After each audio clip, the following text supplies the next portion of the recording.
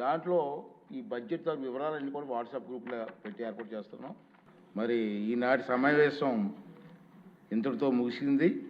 తిరిగి సోమవారం అంటే మార్చి 3వ తారీఖు ఉదయం 9 గంటలకు మళ్ళీ అందరం కలుద్దాం తెలియజేస్తున్నాను. ధాన్యం కొనుగోలులో సంబంధించి 1674 మా ప్రభుత్వం ప్రయత్నిస్తోంది. మరో ముఖ్యమైన విషయం అధ్యక్ష, తెలుగు భాషాభివృద్ధి ఆంధ్ర భోజుడుగా ప్రస్తుతించబడినటువంటి శ్రీకృష్ణదేవరాయల వారి అమూల్యమైన పలుకుల్ని గుర్తు చేసుకుందాం. తెలుగుదేలయన్న దేశంబు తెలుగేను, తెలుగు వల్లభుండ తెలుగుకొండ, ఎల్ల నృపులు గొలవ ఎరుగవే బాసాడి, దేశ భాషలందు తెలుగు లెస్స. గౌరవనీయులైన ముఖ్యమంత్రి గారి మార్గదర్శకంలో వచ్చే ఆర్థిక సంవత్సరంలో వినూతన ఆలోచనలతో మా ప్రభుత్వం ముందుకు అడుగేస్తుంది. శతాబ్దాల నాటి గొప్ప సాహితీ సాంప్రదాయాన్ని కలిగిన ప్రాచీన తెలుగు భాష ఒకటి. భారతీయ సంస్కృతి, సాహిత్యం మరియు కళలకు తమ రచనల ద్వారా పలువురు తెలుగు కవులు, రచయితలు మరియు పండితులు చేసిన సేవ ఎలాంటిది.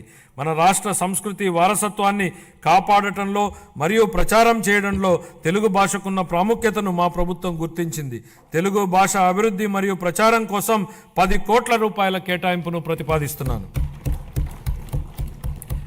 నవోదయం అక్రమ మద్యం ఉత్పత్తిని నిర్మూలించడం కోసం 2016 సంవత్సరంలో అమలుపరచబడినటువంటి నవోదయం కార్యక్రమం విజయవంతమైంది.